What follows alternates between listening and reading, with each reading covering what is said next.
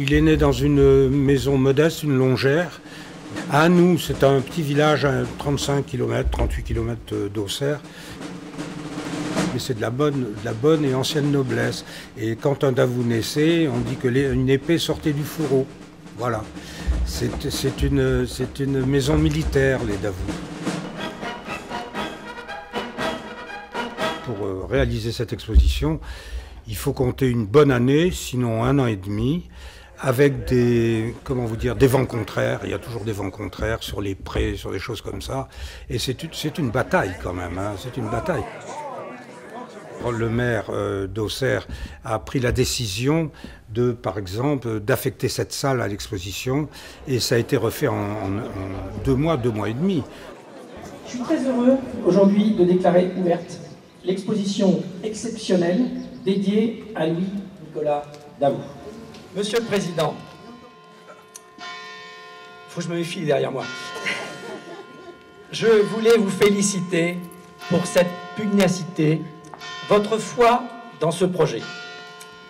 Sans vous, rien n'aurait été possible.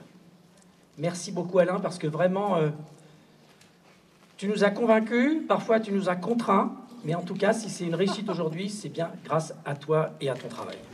Ça ne vous fait pas dormir tranquillement toutes les nuits. Je sais que les vitrines sont arrivées, vous vous rendez compte, la veille. Le vendredi, j'ai eu les grandes vitrines que j'ai pu faire construire, là, parce qu'il n'y avait plus, il y avait pénurie de baguettes. C'est arrivé le vendredi matin, rendez-vous compte. Et la nuit du jeudi au vendredi, j'ai pas dormi.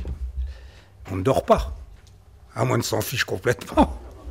J'attendais ces baguettes et je l'ai su le matin, à 7h du matin, j'ai eu le coup de téléphone salvateur chez moi qui m'a appris que les baguettes étaient arrivées et donc que les vitrines allaient pouvoir être montées. Mais j'ai fait cette exposition quand même avec beaucoup de plaisir parce qu'il y a des objets absolument exceptionnels. Et il y a des objets je dirais même de première classe mondiale. Aujourd'hui, je pense que j'ai le Code civil, là, les discussions du Code civil, l'exemplaire de Napoléon. La première masse de granit de la France, puisqu'on appelait ça les masses de granit, c'est le Code civil. Et vous avez l'exemplaire de l'empereur à ses grandes armes en maroquin rouge. C'est somptueux, c'est un livre qui a un prix considérable à mes yeux. Et puis vous avez en arrière-plan, vous avez le lit de Napoléon que j'ai découvert, c'est moi qui l'ai découvert. Il était dans les réserves du musée. On l'appelait le lit barbelé. C'est le lit qui l'a suivi, précédait d'ailleurs, puisqu'on précédait toujours, c'était les convois qui partaient avant l'empereur et avant l'armée, toute la logistique. C'est le lit qui a précédé l'empereur dans la campagne de 1806. 1806, c'est Iéna, c'est Auerstedt, et puis c'est 1807, c'est Eylau et Friedland. C'est le lit de camp le plus célèbre de l'empereur. Et c'est un lit de camp, en plus, qui a une particularité, c'est le plus pur. C'est le plus pur parce que vous avez remarqué, il a un basin blanc, un gros tissu de coton blanc.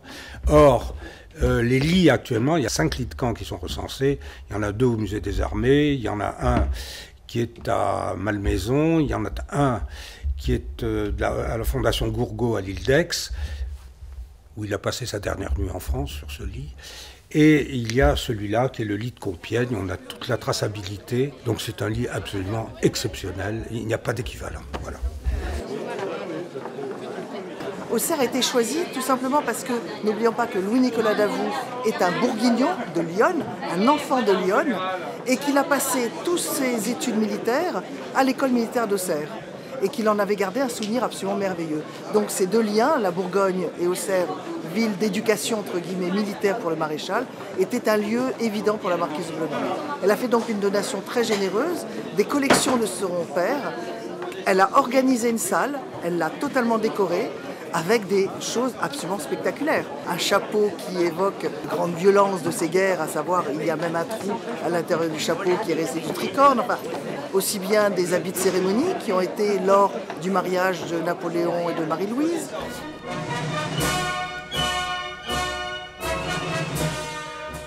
Nous sommes ici à la salle d'Eckmühl, qui est la partie de l'exposition permanente, je dirais, consacrée au maréchal Davout à Auxerre.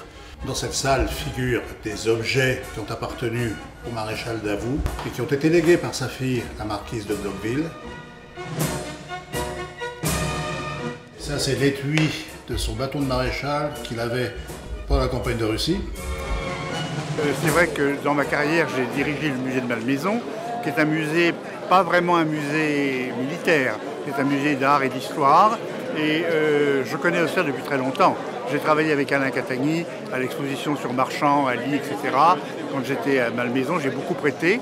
Et finalement, je reviens à Auxerre assez régulièrement. Et la salle d'Eckmühl était la Belle Endormie, qu'il m'a fait découvrir. Et quand j'étais vice-président de la Fondation Napoléon, nous avons dégagé des crédits pour restaurer la robe de la maréchale. Et derrière moi se trouve la robe de cérémonie que portait la maréchale Davout à l'occasion du second mariage de Napoléon avec Marie-Louise d'Autriche. C'est la robe de Julie Aimée, donc la maréchale Davout, qui à ce moment, comme son époux a bénéficié du titre de prince d'Eckmühl, est elle-même princesse d'Eckmühl. C'est donc une des tenues qu'elle a portées à cette occasion. Le mariage, il a duré 2 jours.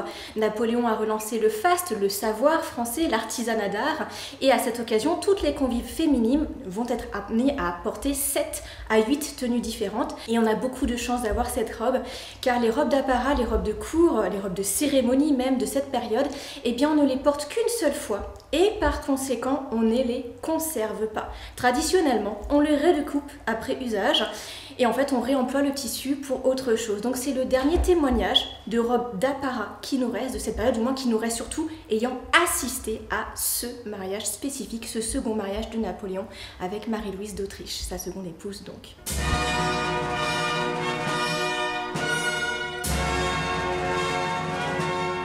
Il a eu une première épouse. Malheureusement, ce mariage va mal se passer, il va être très court.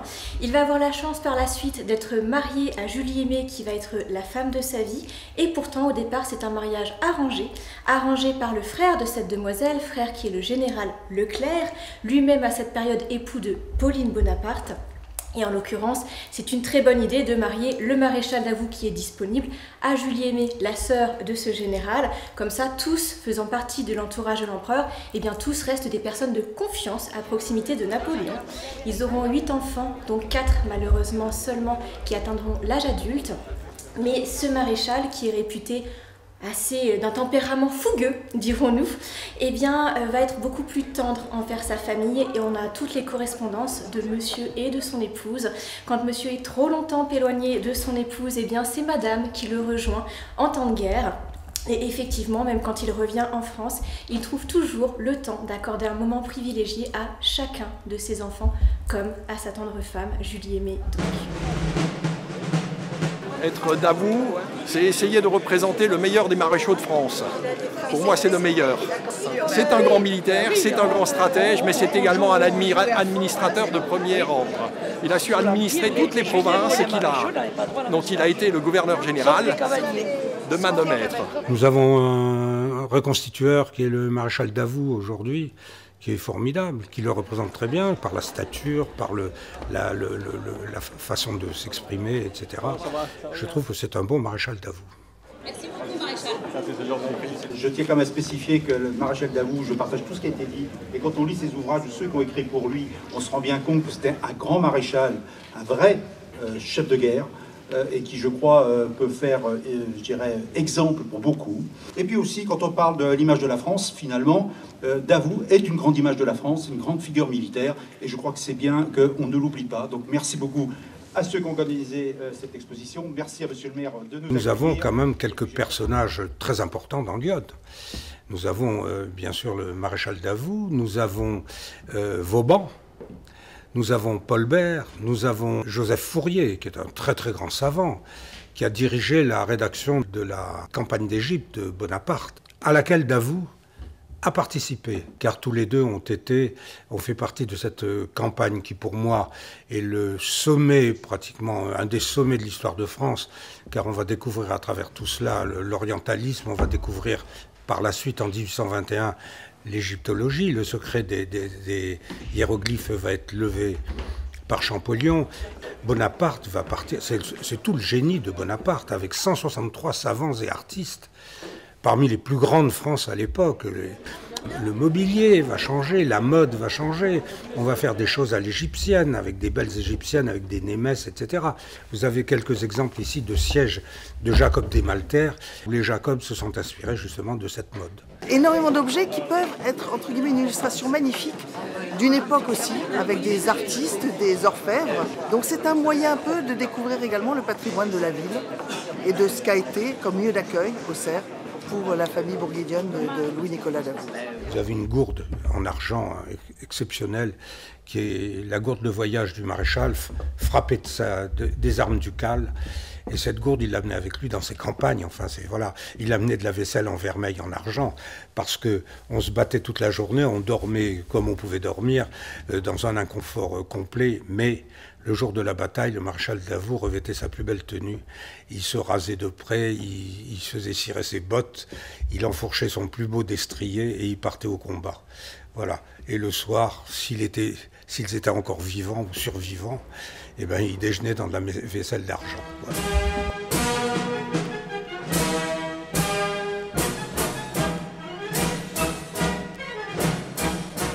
Auxerre est déjà ville partenaire des villes impériales et elle pourrait devenir demain une ville impériale à part entière. On a des arguments solides pour devenir une ville impériale. Alors bien sûr, le maréchal Davout, on a aussi le capitaine Jean Roche-Coignet qui est né à Auxerre. Il y a eu des événements napoléoniens forts qui se sont passés à Auxerre, la rencontre avec le maréchal Ney. Cette rencontre entre Napoléon et le maréchal Ney, les retrouvailles vont se faire à la préfecture d'Auxerre. Les deux hommes, après quelques difficultés, vont finalement s'embrasser au lever du jour. Et puis, le corps d'armée de Ney va remonter sur Paris. Et donc, l'empereur triomphe dans ce qu'on appelait la remontée de l'Aigle. J'ai une pensée, en parlant de ville impériale, à mon ami Pagès, Pierre Pagès, qui a fait beaucoup pour la réputation d'Auxerre. Et je n'hésite pas à dire, pour moi, c'était un des plus grands ambassadeurs de France, puisque Pierre Pagès est allé sur tous les champs de bataille d'Europe. Et il brandissait en permanence le drapeau bleu, blanc, rouge.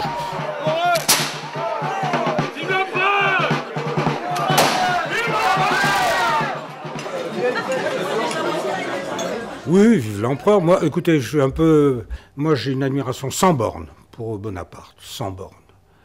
Mais sans borne. C'est pour moi peut-être le plus grand esprit qui ait jamais été sur Terre. Je le pense vraiment. Il a tout créé. La France actuelle, elle a été faite sous sa main. Il ne faut pas l'oublier. Alors, on avait annexé la partie jurassienne de la Suisse. Si j'avais un objet à dérober ici pour le garder chez moi, ce serait d'ailleurs deux objets. Ce serait la paire de pistolets que vous voyez ici, qui sont absolument magnifiques. J'aimerais garder, écoutez, pour l'histoire de la France, franchement, c'est les discussions du Code civil. C'est un objet de classe mondiale plus. Vous faites une exposition à New York, vous le présentez, il y a 50 ou 100 000 personnes qui vont venir voir le Code civil, qui est appliqué partiellement ou totalement dans plus de 40 pays au monde, y compris en Europe. La Hollande, des Allemands me faisaient remarquer l'autre jour qu'ils étaient qu'il s'appliquait également en partie en Allemagne, en Italie bien sûr, mais également dans toute une série de pays émergents, africains notamment, sud-américains aussi. On a épousé ce fameux Code civil. Voilà. C'est un monument de l'histoire de France. Je me permets d'attirer votre attention, c'est une création historique. Il n'y a jamais eu une exposition de cette importance sur le maréchal Davout. Là, nous sommes dans une création historique. Vous avez un catalogue qui fait 144 pages avec 70 illustrations. Et donc, c'est une pure création historique. Voilà. Que je remercie au passage les institutions nationales, par exemple, qui ont participé à cette exposition. Le musée de l'armée, le musée de la Légion d'honneur, la Fondation Napoléon, que j'ai à cœur.